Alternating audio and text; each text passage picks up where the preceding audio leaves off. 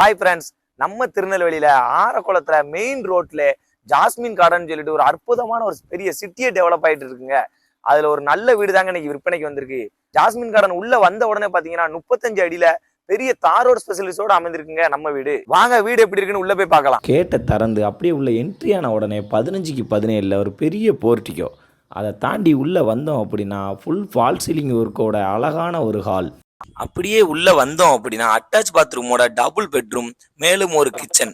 நம்மகிட்ட வீடு வாங்குறவங்க யாரும் எந்த கஷ்டமும் படக்கூடாது அப்படிங்கிறதுக்காண்டி ஷோகேஸ் ஒர்க்ல இருந்து கபோர்ட் ஒர்க் வரைக்கும் எல்லாமே பண்ணி ஃபுல் செட்டப்போட கொடுத்துருக்காங்க.